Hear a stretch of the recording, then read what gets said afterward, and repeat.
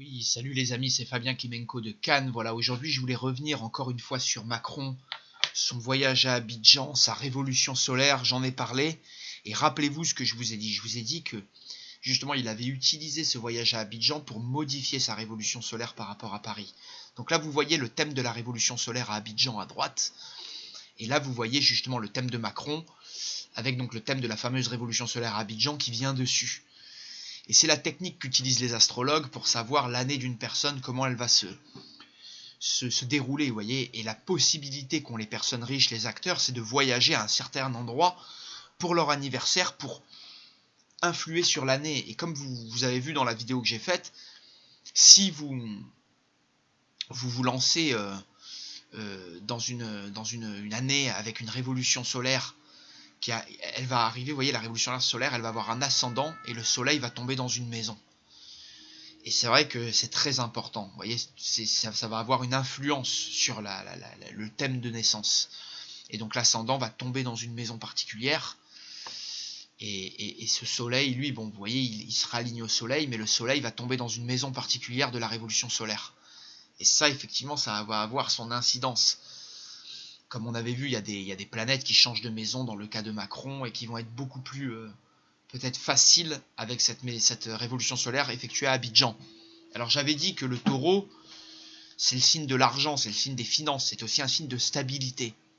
Et la maison 3 qui est très intéressante parce que Macron a les nœuds lunaires de sa révolution solaire qui tombent dans la maison 3 et l'ascendant justement de sa RS qui vient tomber dans sa maison 3 natale. Et j'avais dit que la maison 3, c'est la maison de la communication. C'est d'ailleurs intéressant de voir que Macron, lui, les chemins de vie 3, alors le chemin de vie 3, le 3 en numérologie et le 3 en astrologie sont pas vraiment, enfin, sont un peu liés par la communication et on va dire les mouvements, l'entourage, même s'ils sont pas exactement pareils.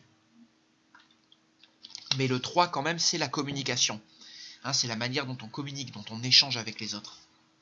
Et c'est vrai que vous voyez là, l'annonce qui renonce, le fait de renoncer à sa retraite, c'est un magnifique coup de com' financier, le taureau, de dépossession. J'avais parlé de la maison 8, qui est une maison de dépossession, c'est aussi une maison de résistance, une maison de transformation, de mutation. Donc là, Macron, il va avoir une année, vous allez voir, où sa communication va se transformer, il va beaucoup plus être porté sur améliorer sa communication, paraître quelqu'un de stable, de doux, hein, comme un taureau, de populaire, le taureau il est généralement rassurant, hein, ça va venir lisser un peu le côté imprévisible qu'il a en ce moment, même si vous voyez Uranus est toujours à l'ascendant dans la RS.